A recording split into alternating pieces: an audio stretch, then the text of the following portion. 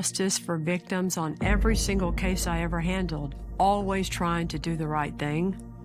And then for the last case of my career at the DA's office, to be accused of what I was accused of and to have to see a family that didn't deserve to have any of this happen to them have to put up with it too, it was pretty awful.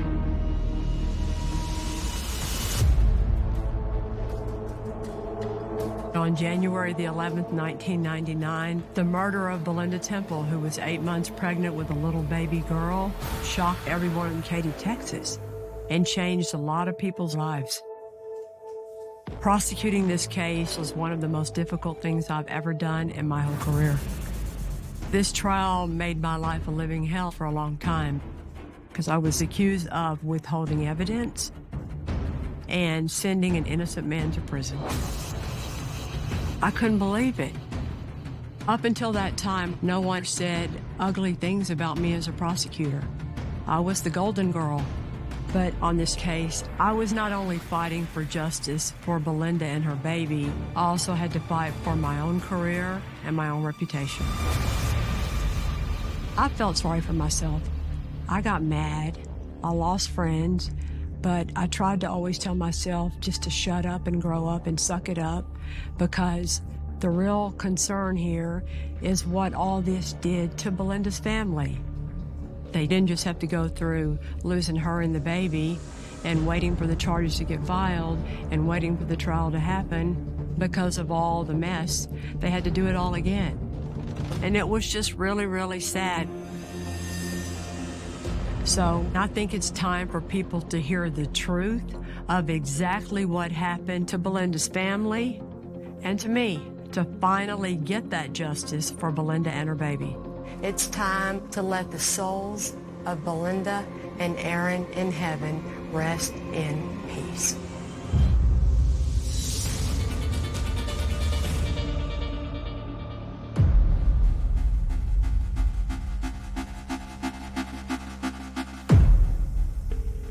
County 911 police car ambulance. Yes, somebody's broken into my house and my wife has been shot. Stay on the line for the ambulance, sir. Her brain is on the floor. I think she's already dead. She's 8 months pregnant. Around 5:30 in the evening, Sarge come in and told us they had a homicide at a location in Katy. When we first arrived at the scene, David Temple was sitting on a bench in the backyard, and his dog was loose. Temple's had a chow that was not real friendly. You couldn't get anywhere near the house. He wasn't going to let you in. After Mr. Temple secured the dog, we detained him in a marked unit. According to the homeowner, David Temple, his wife is upstairs in her master closet, dead, with her brains blown out. Constable's office already had secured the scene, and a couple of us did enter the residence. It looks like there was forced entry to the back door.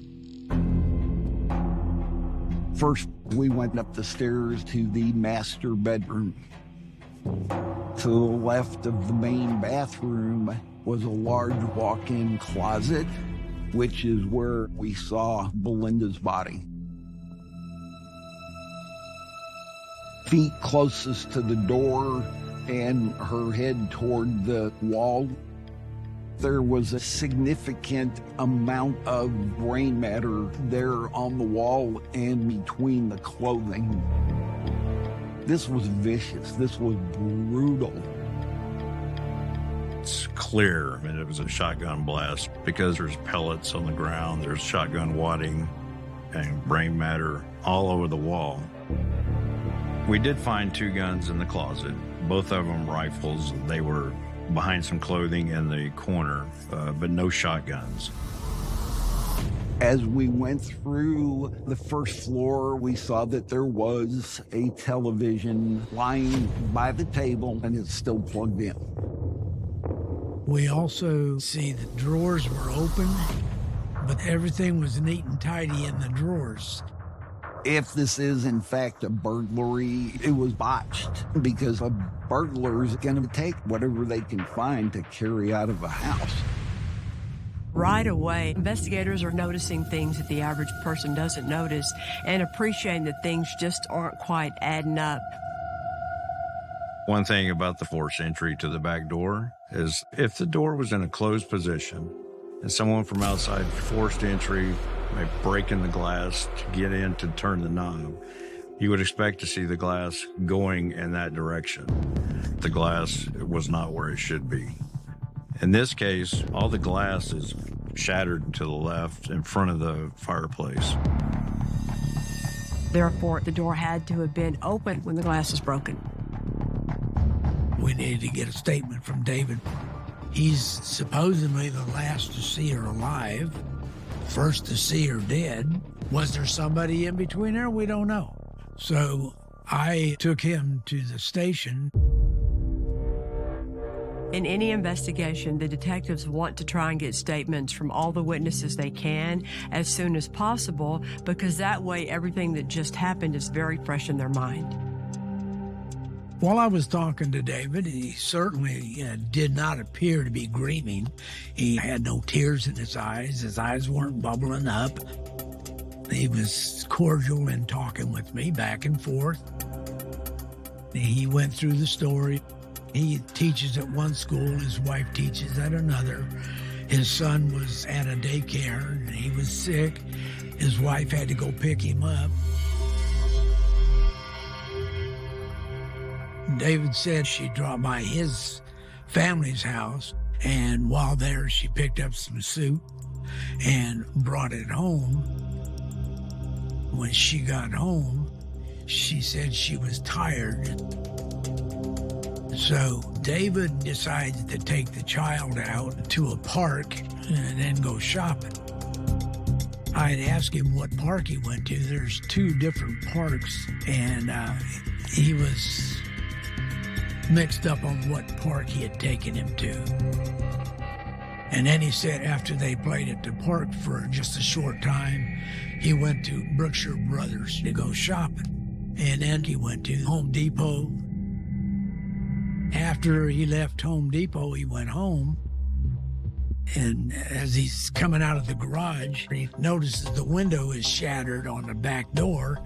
So he immediately picks Evan up, his son, and takes him across the street to his neighbor's house and tells him there's something going on at the house. Watch the child.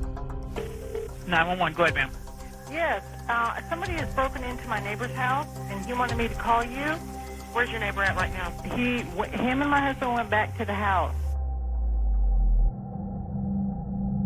Between the different things in the house not seeming to add up to a burglary and the holes in David Temple's story that just don't make sense, it's just natural that the detectives would need to ask him more questions.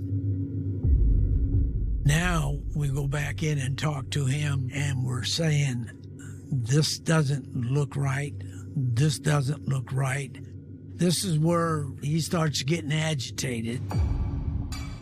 And I said, the only thing to really clarify this would be if you'd agree to take a polygraph, and that's where he stopped. I ain't doing that. I don't have anything else to say. I want an attorney. I think a polygraph is a tool to show you how cooperative someone really is. So if your wife and your unborn daughter have been brutally murdered, and you want to cooperate and you want to find out who did it, why wouldn't you take a polygraph? Why wouldn't you hurry up and take a polygraph so they can check that box and move on to find the real killer?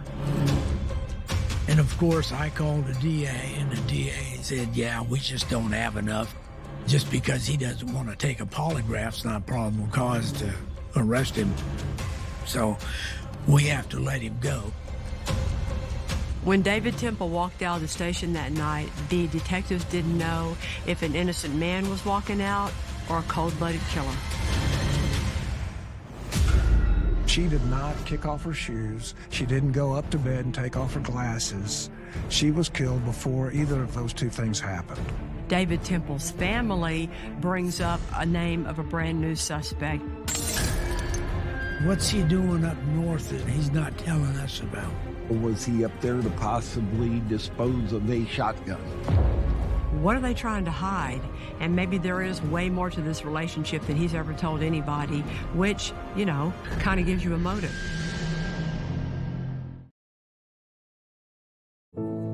I fell through the ground. I didn't make a sound. January the 11th of 1999 was the worst day of my life. I get a phone call from Belinda's father-in-law, Ken Temple. Kenny said, Belinda's been murdered. To get the news over the phone that your twin sister's been murdered, that was the worst news I could have ever gotten. Her world revolved around her son, Evan, and she was so excited about having a little girl, Erin. Such a senseless tragedy. I never thought something like this would happen to Belinda.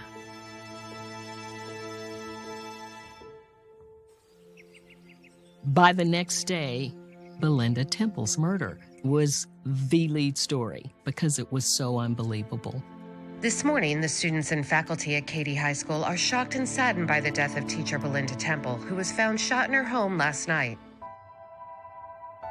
There was a lot of news coverage with the students talking about how much they loved her. Even if they weren't in her class, they would go by, "Hey, Miss Lucas, how are you?" She would go into the gym and shoot basketball with them. She impacted everybody that she met. This case got a lot of press because Belinda was everybody's sweetheart. And David Temple had been the biggest star of the football team at Katy High School. Everybody in town knew who he was. And so when they met each other at Stephen F. Austin, fell in love and got married, everybody liked them and loved that story.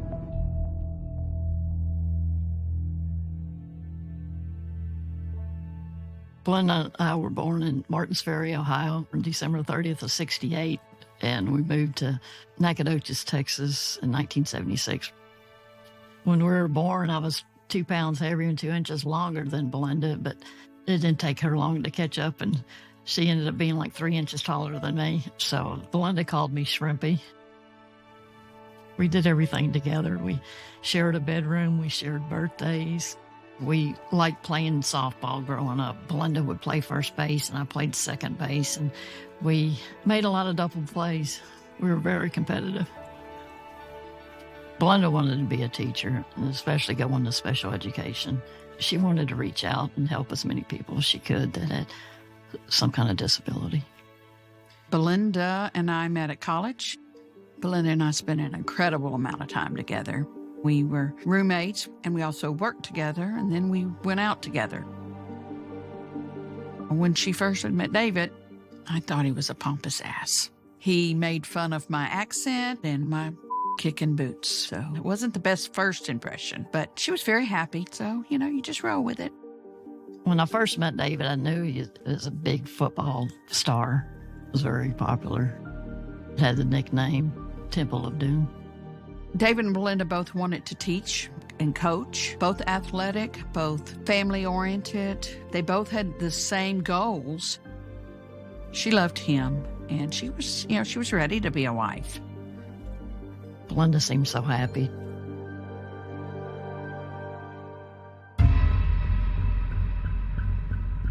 The day after the murder, we witnessed the autopsy.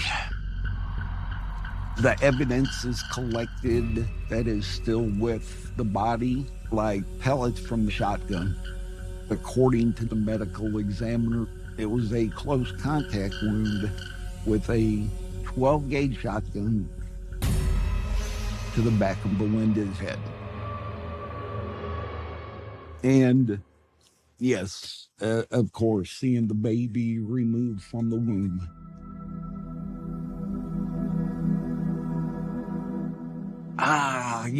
It's, hey, you're homicide, you're supposed to be tough, and you're supposed to... Now, if you got kids and this doesn't burn into your memory, something's wrong with you. Sorry. That'll never go away.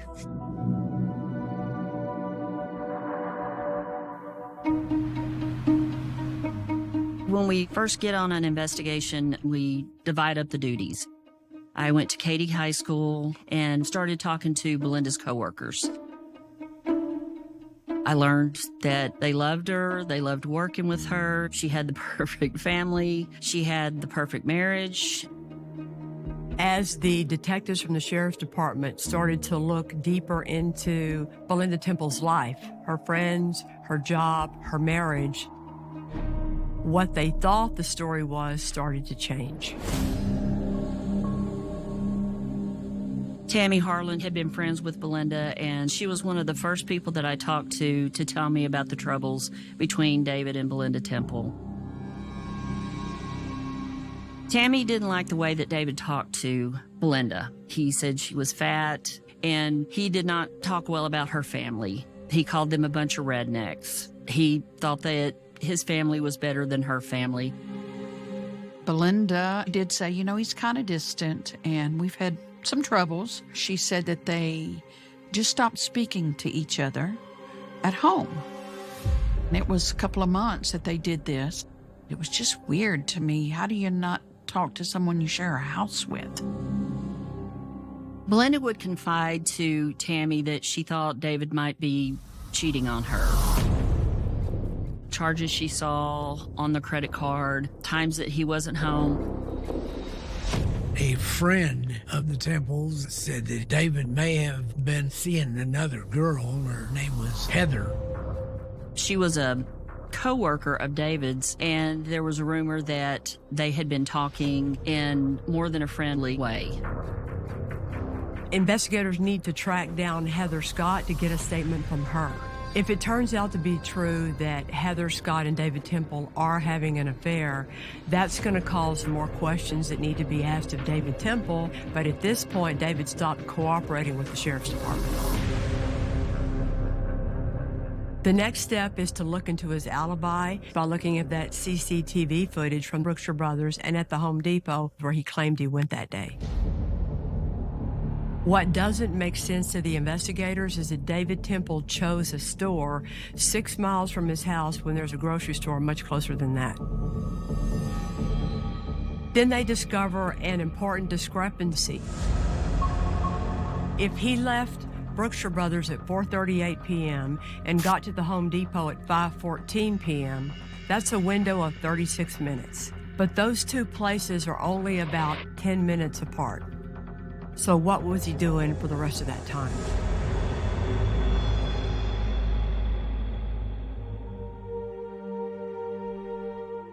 Belinda and Aaron were laid to rest at the First Baptist Church in Katy, Texas. Several hundred people came to her funeral. A lot of students, I believe they had actually closed the school down early so they could attend the funeral. Belinda's parents were there, and of course they're just devastated. They loved Belinda. They loved her. But David wasn't really crying. He wasn't really, he just sat there. I've never had a murdered spouse, so I don't know how you're supposed to act, but it's kind of weird. While the investigation is still in the early stages, David Temple's family brings to the Sheriff's Department's attention the possibility of another suspect. Riley Joe Sanders was the next door neighbor. He was going to the same school that Belinda taught at. And there was some initial information that there was hard feeling between him and Belinda.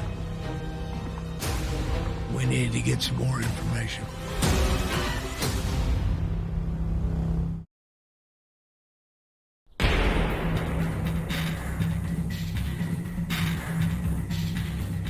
Although David Temple's alibi still needs to be looked into a little further, another person of interest in the murder of Belinda Temple is identified. The Temple family brought up the possibility of the neighbor boy, Riley Joe Sanders. Riley Joe went to Katy High School and knew Belinda Temple well. She had actually helped him with some of his classes. A couple months prior to the murder of Belinda Temple, Riley Joe's parents were gone. He had a party, and there was some broken glass into Temple's yard. Belinda told his parents, "Your son had this party," and they grounded him. And so David Temple's family said, "You need to look at Riley Joe. He's got an axe to grind with Belinda." I went to Katy High School, and I found out that the day that Belinda was murdered, Riley Joe was gone for part of the day. We needed to talk to him and anyone he was with and find out what was going on. Apparently, Riley Joe had skipped his last class, and when confronted with that information, he said he was just at the house smoking dope with his friends. We talked to him at length about his relation with Belinda, and he said she was a good teacher. He liked her. We asked if he would take a polygraph, and he was really cooperative with us. He was underage, so we had to get his parents' permission to have him take a polygraph, and they were willing to do so. On all the high points of the questions, he did all right on them. He didn't fail the major question, did you shoot Belinda? But he just never could seem to pass every question. And we ended up taking 3 different polygraphs, and we were ready to take a 4th. And finally, his father stepped in and says, enough is enough. He's been on the machine 3 times. You ought to be able to get your answers by now. Unfortunately, we found out he may have been doing some marijuana at the time that could affect the outcome of the polygraph. He was a 16-year-old kid who was nervous, and no one told him not to smoke some dope before he took the polygraph. While the investigators are still looking into this new name of Riley Joe Sanders, more information about this relationship that David Temple might be having with another teacher at his school, Heather Scott, comes forward. During our investigation, we had learned that David and Heather were communicating a lot through email on the school's computer. So it was decided we'd go check with the DA and see if we could get a subpoena for their emails. The investigators were able to access the school emails between David Temple and Heather Scott. David Temple writes, "When you look as good as you do, the women are pissed and the men are all chasing." So they got some flirting going on. After reading some of the emails, they had been having an affair for a while. This wasn't a one-night stand.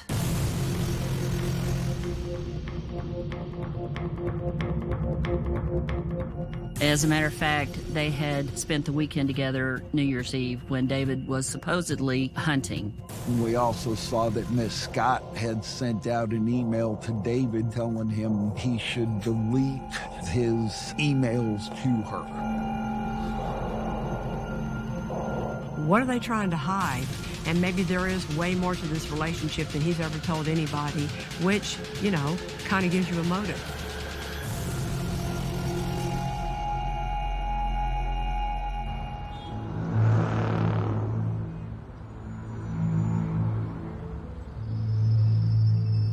Heather Scott came to the office. My part was to get a little more detail about their relationship. Heather didn't want to admit that she was sleeping with David. Everyone knew that his wife was pregnant, and she didn't want people knowing that he was actually coming to her house on a regular basis. Heather said at one point they had tried to break it off, but after a day or 2, they were back together and it was just like it was. I mentioned that if he's a suspect, you would be considered the motive. And I'll never forget, she just stopped at one point and said, "You think that he killed his wife for me?" It took something for me to continue the interview and not be ugly to her, because that was very insulting. I couldn't believe that he would actually cheat on my sister. After that, there's no doubt in my mind, he killed Belinda and Aaron. Suspicion about David Temple having killed his wife Belinda is growing. And then the investigators get another new piece of information.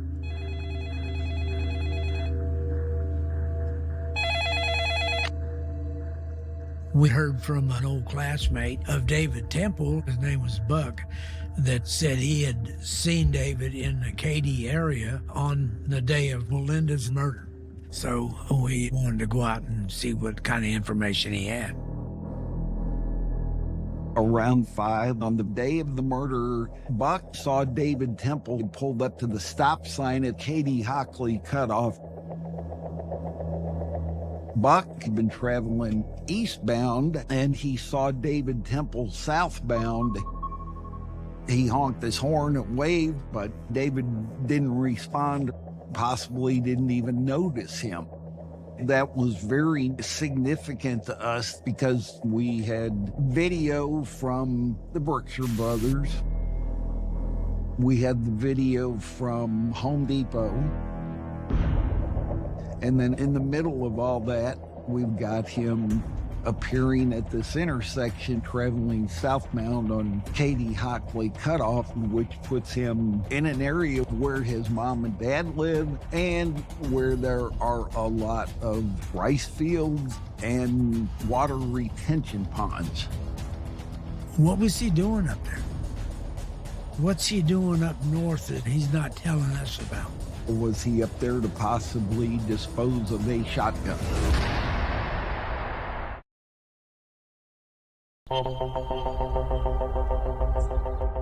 On the day of the murder, Buck saw David Temple pulled up to the stop sign at Katy-Hockley cutoff. What's he doing up north that he's not telling us about? Was he up there to possibly dispose of a shotgun? After searching for a weapon for 3 or 4 days, I called the DA and told him that we just didn't have the smoking gun, and they concluded again that they wouldn't be able to file any charges until we come up with something that would link David Temple to the homicide. The detectives thought they had enough evidence, but the prosecutors at that time were still thinking that maybe more information would come up. They were still looking for the murder weapon. They were still hoping that something new might break wide open. And then the Belinda Temple murder case goes cold. The stress that it put on the whole family, it was really, really tough for me to sit there and know that David Temple murdered my sister, my unborn niece, is still out walking the streets.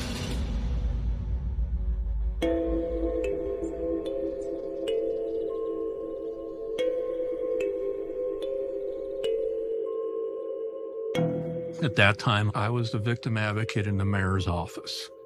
Belinda's parents, Tom and Carol Lucas, reached out to me for help. We had an organization called Crime Stoppers, and so we were eventually able to put out a reward.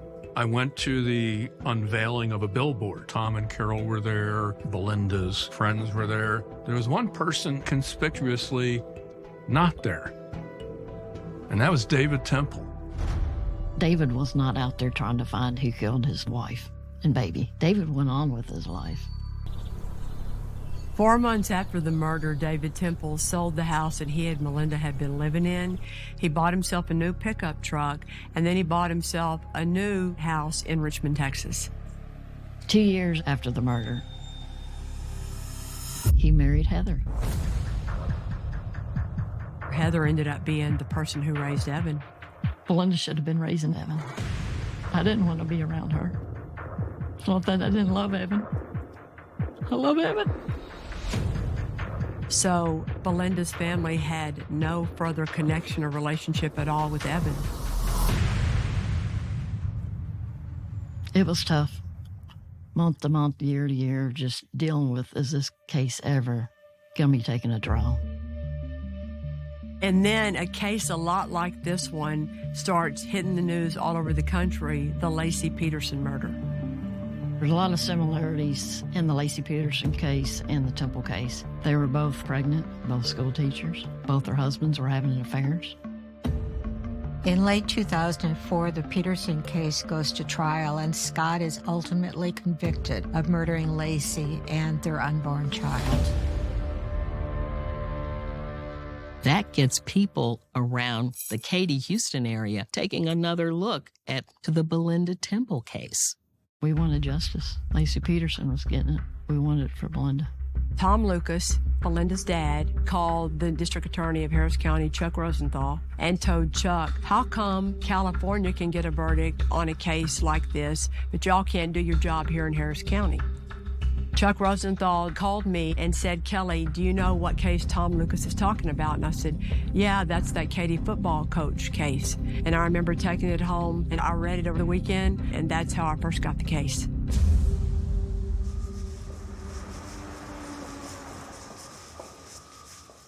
Rhonda, how you doing? Kelly was a top prosecutor in the office. She had a great conviction rate for murder cases.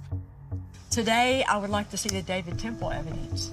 Oh, wow. It's a lot. Kelly Siegler already had a notch in her belt for getting a conviction in the Susan Wright case, a pretty high-profile, dramatic case.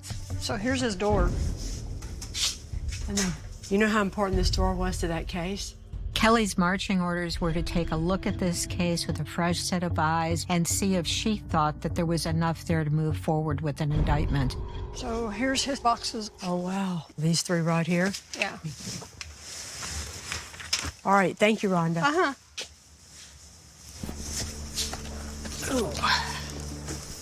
When I read the file, I did the same thing I do now on Cold Justice. I'm taking notes for to-dos and questions and things that need to be addressed.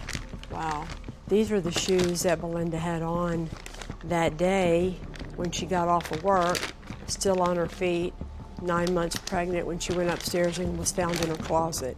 And all of her girlfriends and her sister talked about how the first thing Belinda would do when she'd get home every day is kick off her shoes, especially when they were swollen as they would have been being so pregnant. David Temple told law enforcement back then that she was taking a nap. Well, I don't think very many women 9 months pregnant take a nap with their shoes on. And she still had her glasses on. Look, that's still the brain matter and blood on her glasses. The timeline was always the big thing to make a jury understand in this case. Using the initial statement David Temple gave the night that Belinda was murdered, along with all the reports and everything gathered by the sheriff's department up until this point in the investigation, this is what was known at the time I started working on the case. David Temple said that Belinda stopped at his parents' house to pick up some soup and then got home at 3:45 p.m. Then she went upstairs to take a nap. David Temple says that Evan started to feel better, so he took him to a park to play, but he doesn't remember which park it was. Then to a grocery store. The timestamp showed David and Evan coming to Brookshire Brothers at 4:34 p.m. and leaving at 4:38 p.m., where they bought a bag of cat food and a Coke. Next, David Temple said that they drove to the Home Depot, which is about a 10-minute drive from Brookshire Brothers. But he and Evan weren't captured on the Home Depot video until 36 minutes later, which makes no sense. Until Buck Bendeman comes forward, who says that he sees David Temple up in the area north of Home Depot and Brookshire Brothers, close to the house where he grew up, close to all the rice fields, at around 5 p.m. at the intersection of Morton Ranch Road and Katy Hockley Cutoff. Katy Hockley Cutoff, Morton Ranch Road intersection. Why didn't David Temple mention that? And what was he doing up there? Buck Bendeman is the key to this case. And then you throw in the staging of the burglary, the motive for the affair, and I got all finished with it. And I thought to myself, I would file this case right now. This case is like the pinnacle of circumstantial evidence cases, and a lot of prosecutors want more than that before they'll do their job. To me, circumstantial cases are beautiful. There might be more work required to tell the story as opposed to a DNA case or a confession case, but they're the best cases there are because the truth is in the details. Just after Thanksgiving 2004, 5 years after Belinda's murder, I said, all right, let's call the sheriff's department and let them know it's time to arrest David Temple. That was a great day in all our lives. Mr. Temple was pulled over on his way to work. I would have loved to seen his reaction when they put him in that patrol car. And as we're driving downtown, all I said was, you know what this is about, right? And he said, no, what? I said, Belinda. He's like, you got to be kidding me. This crap's been going on for almost 6 years now. He was taken into custody, and he quickly bonded out. Temple family, who's of means, realizes once Kelly Siegler gets involved, we got to make sure that we're going after the best defense, and that's Dick DeGuerin. I'm an innocent man, and I have all the faith in the legal system. Doesn't get any better than hiring one of the most famous attorneys, not just in Houston, not just in Texas, but nationally. He's a fantastic attorney. He's one of the best. And him and Kelly going at it is a sight to see.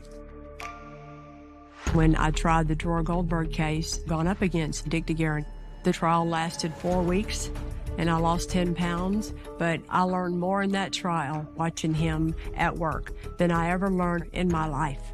And the funny thing that nobody knows is right after the Dora Goldberg trial, he told me, you know, Kelly, you ought to run for DA. You did a good job. But by the time we went to trial on David Temple, I had tried and won a couple of other cases against Dick DeGuerin and his firm, so he didn't really like me as much anymore. Because if anybody was going to put this puzzle together and then actually prove it to a jury, it was going to be Kelly Siegler. It was going to be the battle of the Titans.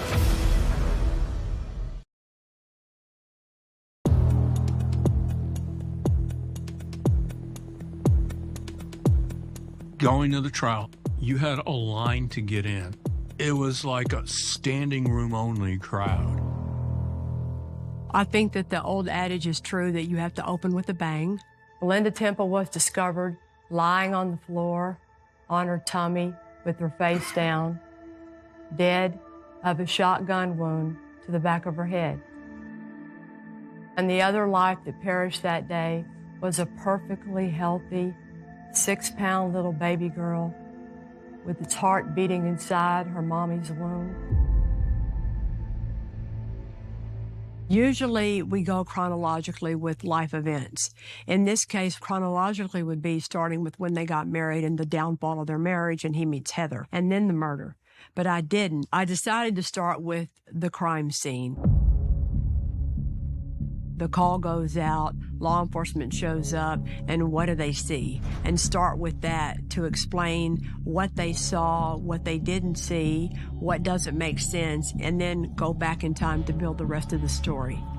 The other thing that opening statements have to do, I believe, is address the weakness of your case. The truth is in the details. She explains that she has no smoking gun. She has no forensic evidence, but she has a lot of little bits and pieces to the puzzle, and everything points at one person, David Temple. 5 months before Belinda was killed, well, David Temple met a new woman. On January the 8th of 1999, a Friday, the defendant says to Heather Scott, "You know I'm falling in love with you."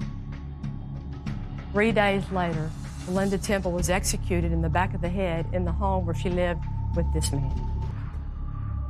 You never know when you give an opening statement if the defense is going to give one at all, but Dick gives an opening statement right behind me. It's true that David had an affair, but David would never leave Belinda. I'm going, what? Then he says that the glass in the back door broke because it slammed against this hutch that the Temples had behind the back door. And as he goes into the house, he throws the door open. So the defense tries to, I guess, give an explanation for why the glass wasn't where investigators thought it should be, with somebody punching in the glass. After Dick tries to explain the glass from the back door being in the wrong place for a burglary, he then points his finger at the person that he believes is the one who broke into the house and killed Belinda. The evidence will show that they ignored other leads. And that suspect is Riley Joe Sanders. Opening statements end, and the prosecutors start calling their witnesses. I questioned Dean Holtke a lot about all the evidence at the scene, all the unusual things that he saw, but we spent an extra amount of time with him talking about the way the glass was spewed from the door once it was broken. The glass was all facing in an angle consistent with the door being open. Because if the glass had been shot with the door shut, it would have gone straight ahead. On cross-examination, Dick tried really hard to pick apart Dean's theory of why that glass ended up where it did. He was trying to say David came in like a linebacker and threw the door open. If the door slammed into the hutch, which there's no evidence that it did, because there was little figurines on this hutch that they weren't falling down, you would expect if the door hit there, you'd see a bunch of glass right there. Besides the evidence having to do with the glass, another huge piece of the case had to do with the Temple's dog, Shaka. And there was a lot of testimony from a lot of witnesses about how vicious that dog was. Dick DeGuerin was trying to tell us that David had the dog locked up in the garage while he was gone that day. But why would he do that with his wife in the house? I mean, that's her protection. If Shaka had been in the backyard that day, there is no way any burglar would have gotten into that house to get to Belinda. Don't you think that if David Temple could have said back in 1999, well, the burglar got into my house because my dog was in the garage, he would have said it. The dog was in the backyard, and how in the world did a burglar ever get past that dog? Then we got into the interview that was done with David Temple the night of Belinda's murder. The beautiful thing about Chuck Leitner's interview of David Temple is that David Temple is locked into his story. The problem with his story is that even though he's on videotape and we know when he was at the Brookshire Brothers and at the Home Depot, there is an extraordinarily long period of time between those two places. That's when we call Buck Bendeman to the stand. I argued to the jury, the reason Buck Bendeman saw David Temple is because David Temple drove where the rice fields are to get rid of the shotgun, and as he's coming back to hurry up and alibi himself, that's when Buck Bendeman saw him. When he leaves here at 4:38 and he gets to Home Depot at 5:14, that's 22 plus 14, that's 36 minutes unaccounted for. And it just so happens to coincide with the coincidence that Buck Bendeman sees him at that intersection in that time period. After we got all through presenting the evidence having to do with the timeline of that day when Belinda was murdered, then we moved on to the part talking about motive. We tried to make the jury understand the relationship between Belinda and David Temple, who they are, what their marriage is all about, and we did that through bringing in Temple's, at the time, very best friends, Quentin and Tammy Harlan. They were the ones who best could talk about the way David treated Belinda behind closed doors, about the way David Temple called her fat, the way David Temple told her that she was white trash from Nacogdoches. And then Quentin talks about, at school, the happy hours where they were flirting with the other teachers, specifically Heather, and how that relationship between David Temple and Heather evolved. When we first learned about Heather Scott, the hot young teacher that David Temple was showing interest in, she kind of blows it off like it was just a casual relationship. But by the time David Temple's trial comes around, she's married to him and is now Heather Scott Temple. Heather and David Temple had been married for 6 years. She was not cooperative. She did not want to come. She was subpoenaed to come to court, and she did. But she was not my friend in this case. Everybody's wondering, what is she going to say when she takes the stand?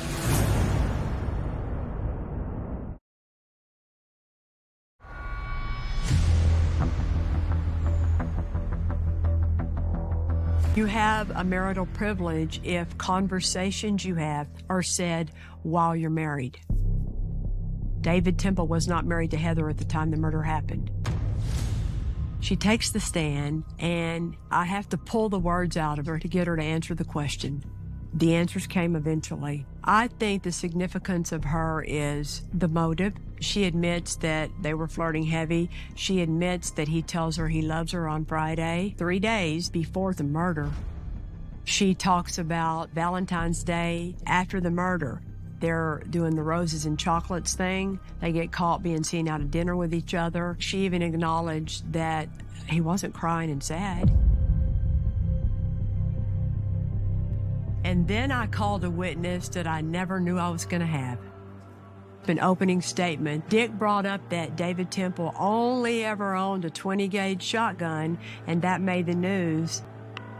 A man named Clinton Stockdick, who grew up with David Temple's younger brother, called in, and he told me about how he hunted with the Temples his whole childhood, and he was mad that David Temple would try to say that he only ever owned a 20-gauge shotgun when Clinton Stockdick knew better. But I had a new witness, and I remember all the Temple's family's faces. They were mad. I rested my case, and then Dick began presenting his case. Dick DeGuerin tries to refocus the jury. And so he talked about the hutch. Well, what he didn't know is that Tom Lucas had the hutch at his house. So we let Dick do his thing, and then Dean drove up to Nacogdoches and got the hutch and brought it back. And then we put it in the courtroom to blow up their theory. You can imagine the surprise in the courtroom, particularly from the defense. I'm sure they never expected to see the hutch again. And Dean's able to show how the dings on the door don't match the dings on the hutch, and the hutch has nothing to do with why that glass is broken.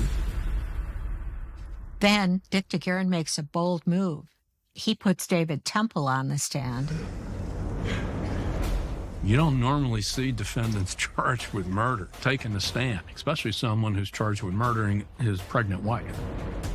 Maybe the thought was David Temple's Mr. Clean Cut. And if he does a really good job testifying for himself, it might cause jurors to have doubt. David Temple does a really good job on direct, maintaining his composure. You don't see any flashes of temper. He speaks wonderfully of Belinda and of Evan and of Heather. Then Kelly stepped up to cross-examine David. I was just hoping to poke a few holes in that veneer. Watching Kelly was like watching a shark seizing onto a prey. Kelly laid out the timeline and really grilled David on where he was and what he had done on the day that Belinda was murdered. I asked him all the questions everybody wanted to know. Why'd you take your son to the park if he was sick? Why did you go to that store that was 6 miles away? Why did you feel the urgent need to buy cat food and a Coke? Why'd you go to Home Depot? Because you didn't buy anything or even look at anything in the store that day. He didn't have answers. I asked David Temple about Buck Benjamin, but David Temple kept insisting that he went straight to Home Depot when he and Evan left Brookshire Brothers. An interesting moment in the trial was when Kelly Siegler asked David, "You were trying to save the life of your wife and your baby. Why didn't you have any blood on you?" Don't you think if David Temple really happened upon the closet and found Belinda on the floor in her own pool of blood, and there would have been a speck of blood on his whole body? He says he checked her pulse, her carotid artery. You know how to do CPR? Yes. Okay, I want you to do CPR for that baby. Okay. Okay? Yes. But there's no blood on him. How is there not a speck of blood on you? How does that happen? And the best answer he could come up with was, I don't know. I don't know. Really, there should have been blood on him somewhere. Did he really try to save her? Objection, beyond the record. I never got so much exercise in my life, standing up and down for all the objections that were made by Dick DeGuerin. We objected and asked that she stay in the record. Then Kelly asks David Temple about his relationship with Heather Scott. I asked if he had sex with Heather during his marriage to Belinda, and he said he had. That New Year's Eve weekend, telling Heather that he loved her on Friday, and golly, our burglars burglarizing his house 3 days later, and his wife ends up dead. The questions Kelly's asking, he's setting the scene. She's showing what was going on in the Temple household between David and Belinda in the weeks leading up to her murder. It was quite a sight to see. David Temple doesn't like being challenged by anybody. David Temple thinks the world revolves around him, and to have little Kelly Siegler, this pit bull, just firing off. I think that the points that I needed to make were made. You just can't ignore the coincidences. When David Temple got off the stand, I'm pretty sure he was glad that was over. Throughout his whole case, Dick DeGuerin kept coming back to the idea that Riley Joe Sanders, the kid living next door, was the person who killed Belinda Temple. So then Kelly calls a surprise witness. We called Riley Joe Sanders as a rebuttal witness.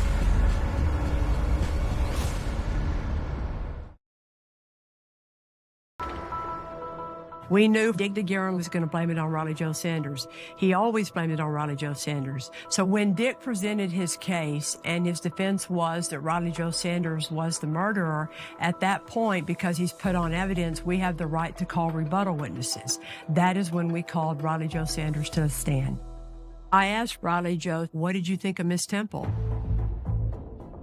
And it was clear to everyone in that courtroom how much he liked Belinda as a neighbor, as a lady, as a friend, and as his teacher. He understood why she told his parents he was skipping so much school. It was clear to everybody in that courtroom that this 16-year-old kid had cooperated completely and had no motive in the entire universe to want to kill Belinda Temple. Riley Joe Sanders talks about how it felt when he heard Miss Temple was killed, how it felt to be blamed for it, what he went through. It was wonderful. The 16-year-old neighbor kid they want to blame it on obviously didn't do this, blew up in Dick DeGuerin's face, and it was a beautiful thing to watch.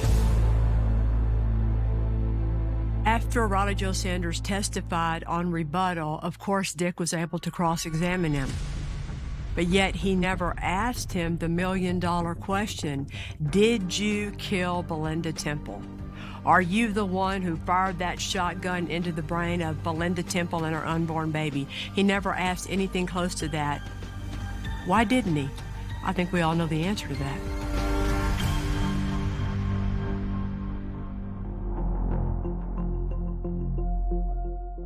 The first thing that I told y'all a month ago was the truth is in the details.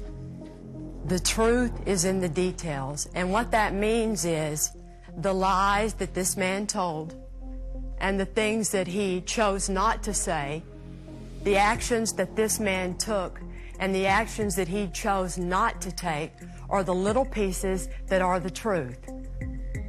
That family has decided they have the right to grant absolution to this defendant. And they want you to do the same thing. The problem with that is it overlooks the truth and it denies justice to Belinda and Aaron.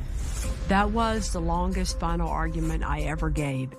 It was over an hour long, but this case, to me, had so much detailed circumstantial evidence, and I needed to remind the jury of all those details one more time so that they could try to remember all of them when they went back to deliberate. Buck Benjamin is circumstantial evidence because he's got no reason to lie. And the circumstance just happens to fit during the time period that David Temple forgot to tell the police about in between Alibi 1 and Alibi 2.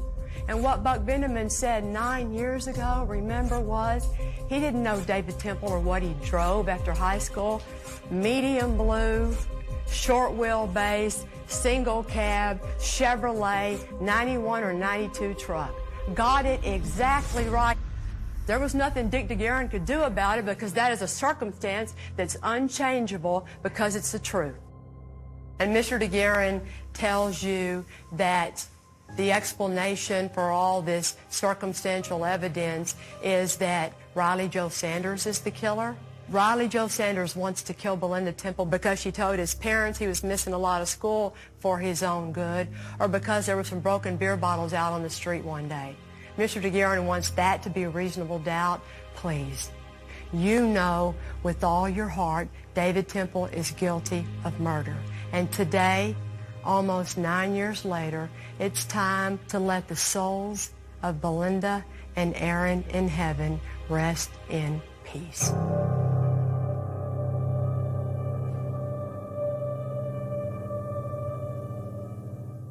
It was a very scary situation. I had no idea what to expect. It's hard to predict.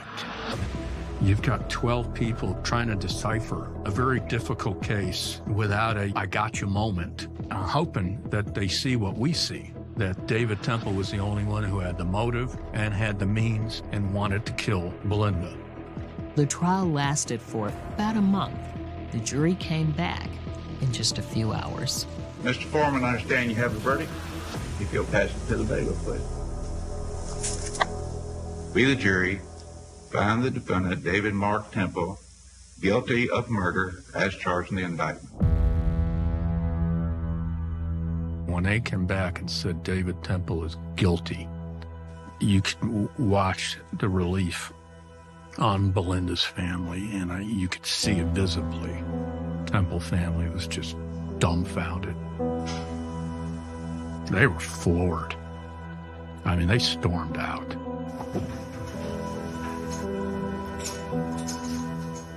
The jury went back to deliberate on punishment, and they came back and gave him a life sentence and a $10,000 fine, which is the very most he could get. And the jury told me afterwards they wanted to stand up and clap at the job Riley Joe Sanders did defending himself and his innocence. We got the guilty verdict. I mean, it was such relief. I don't know if there's any words to describe how happy we were to finally get justice for Belinda and our niece, Aaron. When the David Temple trial ended, I went back to doing my job in special crimes. And it was in January 2008 that I filed to run for DA. Getting justice means working with law enforcement and knowing how to be a prosecutor. It's what I've always done. Dick kept saying to the media, Kelly Siegler has finally convicted an innocent man. She'll do anything to win. But before that, the media loved me. And I saw how they turned and what they would write. I thought, what's happening? David Temple's guilty as hell, and now all of a sudden I'm a monster and I did something wrong? What? Dick DeGuerin was trying to make sure I didn't become the DA, and I didn't. I lost. After I lost the race for DA, I didn't know what I was going to do next. Eventually, I took a job as the special prosecutor working with the Wharton County DA's office. But I knew that I knew how to work on cold cases. So around 2012, I worked on the episode that would become the pilot for Cold Justice. It felt good. That was what I knew how to do. That was what I was good at. And then the Temple case started up all over again. 8 years after David was convicted, the defense announces that they have a new witness come forward. And that witness can prove that David Temple is innocent of Belinda's murder.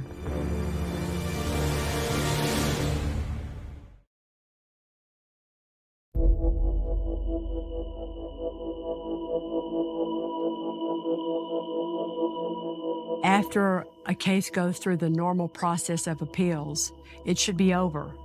The only way to keep it from being over is to claim that you have newly discovered evidence or that something happened with your prosecutor during the trial that rose to the level of prosecutorial misconduct that necessitates a new trial.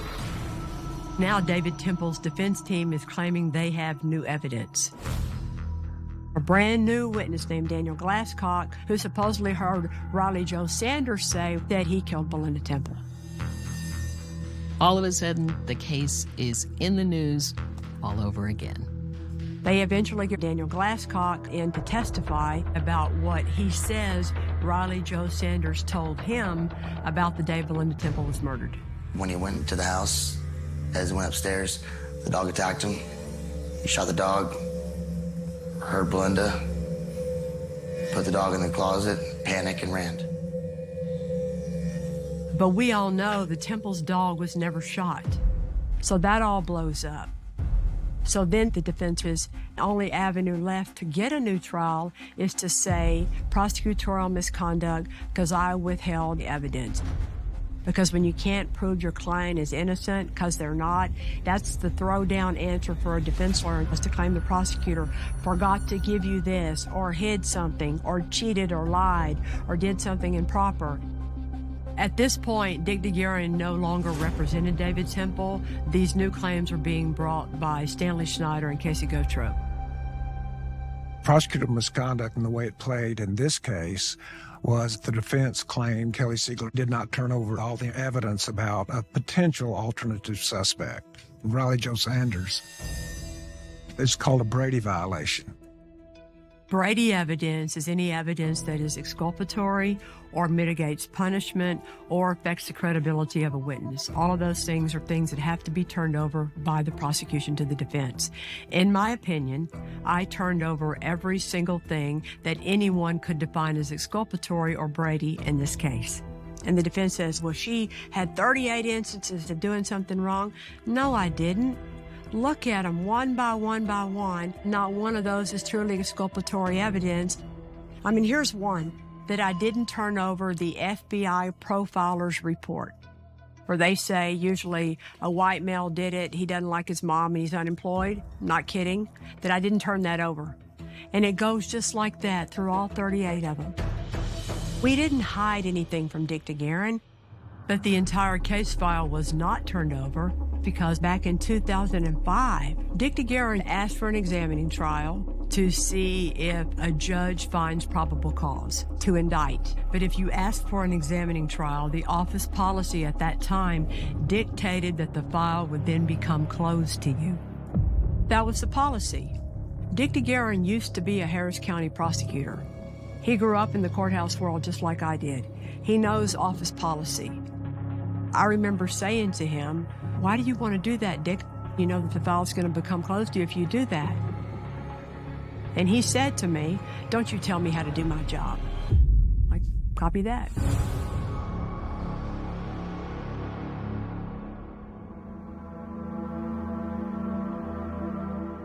On my left is the complete investigative report. This was never seen. You know, what can you do? You just have to kind of suck it up and take it. And I was also trying to be strong for Belinda's family, because they would call me going, Kelly, what are we going to do? And now there's another hearing called about whether or not David Temple should get another trial. I was called to testify to explain all of my actions while I handled this case and to answer all the accusations that I hadn't given them certain pieces of evidence. Many people told me, you need to have a lawyer. And I thought, why? I didn't do anything wrong. I'm not going to walk in that courtroom like a defendant with a lawyer. But you know what? I was treated like a defendant, exactly like a defendant. I testified for 5 full days. And on December 2016, the Texas Court of Appeals grants David Temple a new trial. The ruling came down that there was going to be another trial based on prosecutorial misconduct. I just couldn't believe it. I was mad. On the Court of Criminal Appeals, 4 judges voted that David Temple gets a new trial. 1 judge concurred with that. 3 judges said no, and 1 abstained because he used to be a prosecutor in our office. So that's how close that ruling was to make the proclamation and the finding he gets a new trial.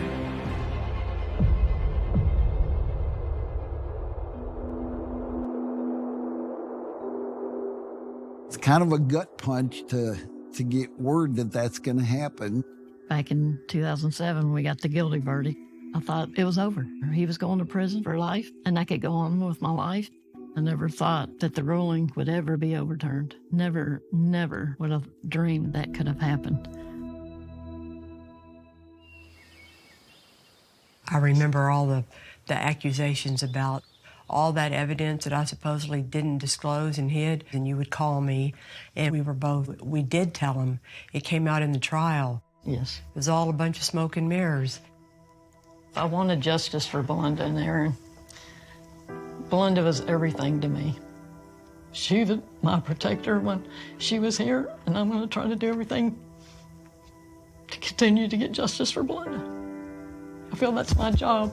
The frustrating thing is all that you've been through and what all you had to go through with the criminal justice system and how it let you down and how we let you down.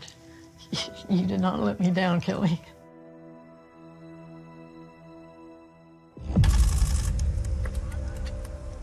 David Temple is now released on bond. He's out of prison. He's a free man again and awaiting a new trial. I was scared for my life. I was the only one in the Lucas family that testified. I feel like I had a huge role in getting him convicted. My brothers had me go out and buy 2 guns. I mean, he killed Belinda and his daughter. Why wouldn't he do it to somebody else? The defense is saying that they had all this new evidence, and everybody's wondering, what is it? If there was new evidence in the file on the case that proved that David Temple was innocent, I wanted to know what it was. Maybe I had judged this case wrong. We're waiting for justice to be served once and for all, and for the people that put me there and lied and cheated to be held accountable. David. Yeah.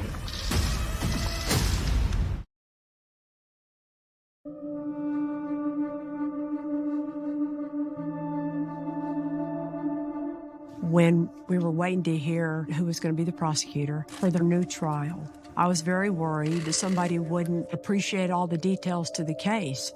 And David Temple may be walking free and have gotten away with 2 murders. So when I heard that the case had been assigned to Lisa Tanner and Bill Turner, I started crying because I was so relieved. Bill Turner's a guy that a lot of us have learned from. Lisa Tanner was more of my companion. We grew up together as prosecutors. She is phenomenal in the courtroom. By this point, 15 years had passed since Belinda Temple's murder, but for Lisa and Bill, all the documents, all the exhibits, everything was still perfectly preserved. When we got the case, the defense attorney, Stanley Schneider, had a huge advantage. He knew the case backwards and forwards, and he started filing motions for speedy trials and motions to have Mr. Temple deposed as quickly as possible, and we kept telling him, we gotta have time to learn this thing. Give us a break here. So we did what we would always do in a case like this, start from the beginning. When Bill and I got the case, David Temple was innocent as far as we were concerned. We walked through all of the evidence. Lisa and Bill saw all of the evidence the same way that the rest of us did and that I presented at the first trial. And came to the conclusion, look, if you want to follow the presumption that David Temple is innocent, the door is just closed, no matter which way you move. David Temple's timeline made no sense. His affair with Heather, the dog, that he never had a 12-gauge shotgun, all of it. We all saw it the same way. In the end, we were convinced David Temple was guilty. Lisa and Bill planned to present the same evidence that I presented at the first trial, but they wanted to present a couple of things a little differently. And they're bringing in a glass expert to make sure that that too is presented even clearer in the minds of the jurors.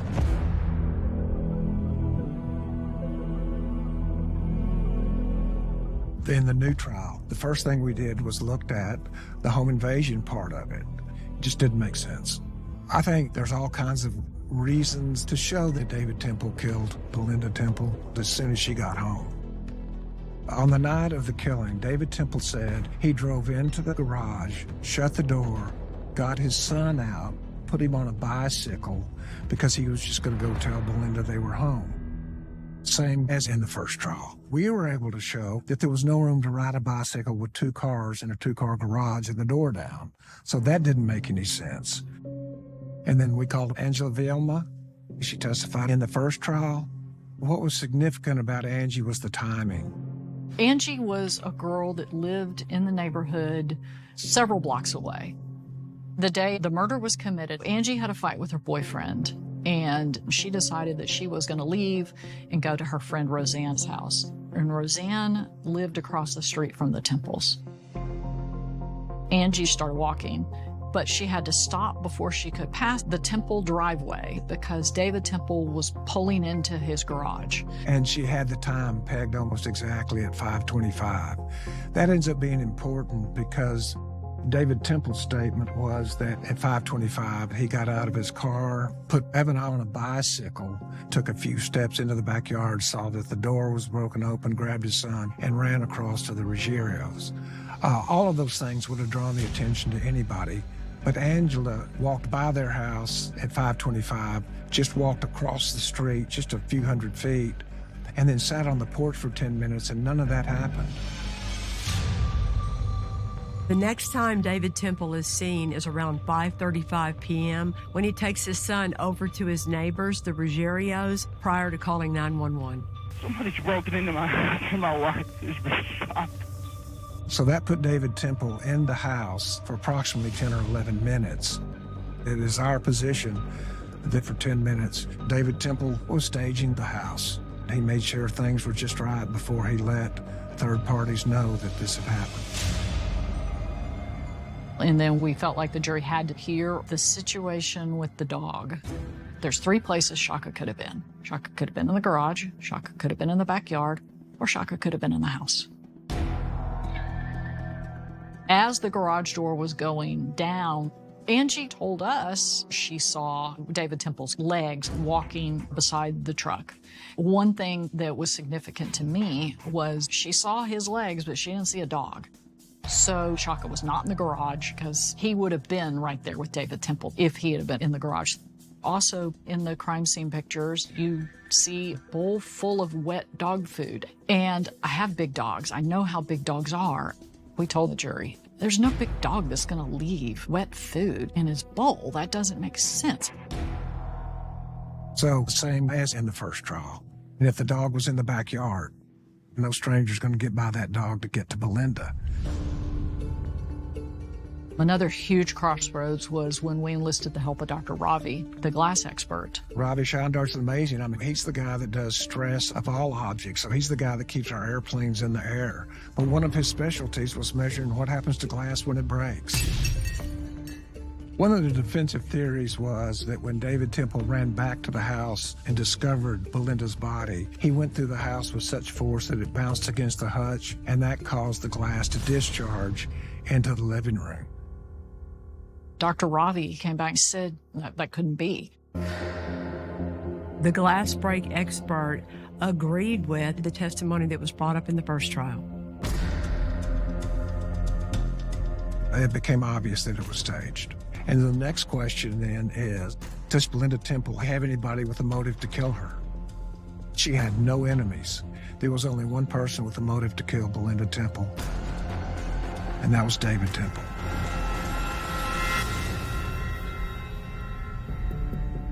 Just like in the first trial, Lisa and Bill knew that they were going to have to call Heather Scott Temple to the stand.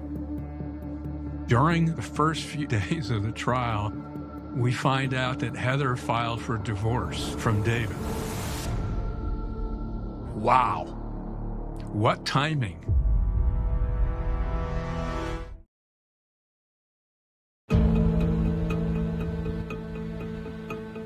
I was in Florida working on a case on Cold Justice, and I got my text messages, breaking news that Heather Scott Temple filed for a divorce. And I was like, oh my God, good for you. Good for you. The issue is, okay, how does this influence her testimony? Is she going to stick with her original testimony? Is she taking an opposite position? Is her motive now to try to hurt David Temple? Did she hold something back in the first trial? Is she going to tell us now? No one had any idea what she was going to say this time. The hope was maybe there was some other little piece that she had always known but didn't come forward with that might come up in the second trial. But she was consistent. She told what she knew, and she did what she needed to. I think all in all, the way she testified at the first trial was accurate as to what the testimony was at the second trial, so we had no indication that her divorce influenced her testimony. In my opinion, she didn't know that fool was going to go execute his wife and child, and then she's stuck with the rest of her life ruined because he's that selfish. And then, just like in the first trial, the defense pointed at Riley Jo Sanders as an alternate suspect. It certainly appears from all of the records that in the first trial, the defense did receive at least some information about the investigation into Riley Jo Sanders. And by the time we got the case, the defense attorney, he had the whole file. I mean, he even had Kelly's notes. But in an abundance of caution, we copied it again and gave it all to him a second time. Riley Jo Sanders is now 36 years old when he's called to testify again in this case. We've got nothing to fear about Riley Jo Sanders on the stand. When you met him, you realized a couple of things. Number one, that at the time Belinda was murdered, Riley Jo Sanders had just been a really dumb kid. And then secondly, you realized, this many years later, he was a really nice guy. He has no motive to kill an 8.5-month pregnant woman. I understand why the defense made him a scapegoat, but more just from the human level, I just felt so sorry for the guy. His family lost their home. They had to hire a lawyer, and they used all their savings over this case. And then Stanley Schneider said the defense rests. Think about that. The defense had everything, the entire file, including my work notes. And with all that, everything, there was not one scrap of new evidence they presented in their big new trial that they'd been squawking for all these years. No new evidence. There wasn't anything that the defense did we weren't expecting. So to all those people out there that say I hid something, where in the hell is it? It is our position that Belinda Temple was killed almost immediately when she entered her home. The testimony from David Temple was that when Belinda got home, she was tired and went up to sleep. When her body was found, her shoes were still on her feet. Her glasses, which were driving glasses, were still on her head. So she did not kick off her shoes. She didn't go up to bed and take off her glasses. She was killed before either of those two things happened. And David Temple did it. When the second jury went out to deliberate, a lot of people were pretty nervous. Nobody knew if they were going to come to a different conclusion than the first.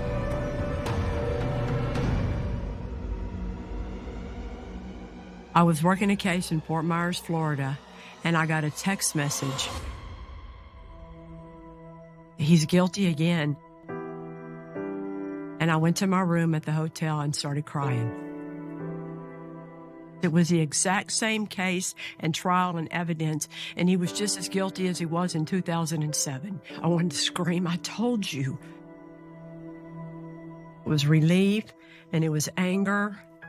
The immediate things that came to my mind are justice for Belinda Temple, justice for the Lucas family, justice for Riley Jo Sanders, justice for Kelly Siegler.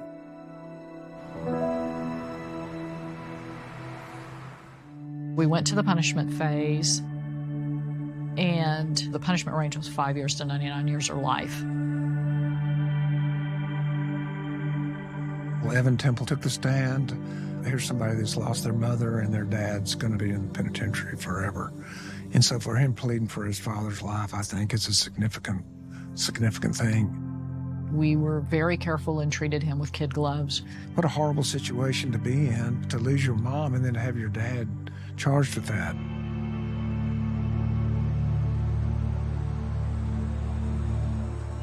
Finally, the jury sends a note that they're deadlocked. In the punishment phase, the judge has to declare a mistrial. So now we're waiting for a retrial on the punishment phase of someone who's been convicted twice of murder. It broke me. It broke me. I will try my best to keep David in prison.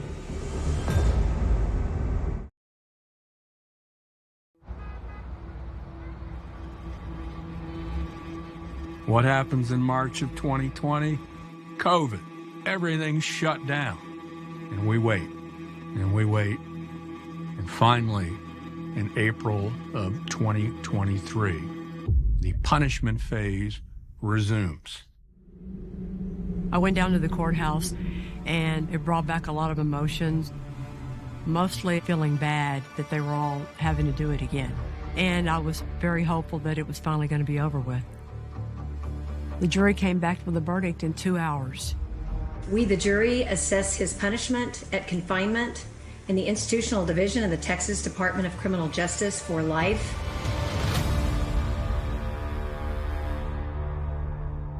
The jury came back with the punishment of life in the penitentiary as well as the maximum fine of $10,000, which meant that the jury was outraged. I mean, there's no reason to fine somebody if they get a life sentence, right? You made a decision to kill Belinda. That was all your decision. I want you to think about that the rest of your life when you sit in prison or rot in hell. 3 trials, 3 juries, and finally, David Temple is back where he belongs. So much relief, so much being able to just say, thank God, finally, it's over. You want to see all your cases cleared, but some of them are going to touch you in a different way. I have never in my career ever seen a case like this. I hope to hell I never see a case like this again. Disappointed by David Temple's sentence, the defense team plans to appeal on several grounds. It's not over till it's over. I already booked my appointment with the parole board, dude, and we're all going to be there, and you ain't getting out.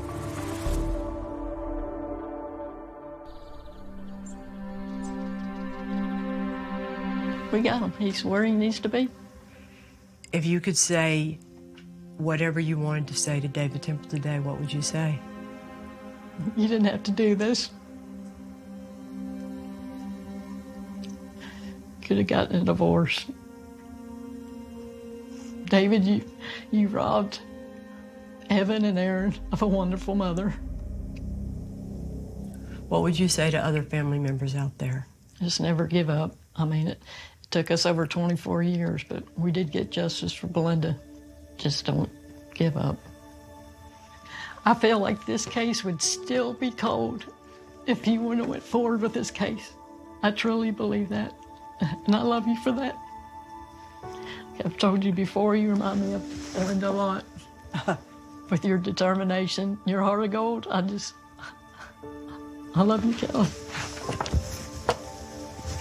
For you to tell me that, there couldn't be a better compliment. All right, baby. Bye.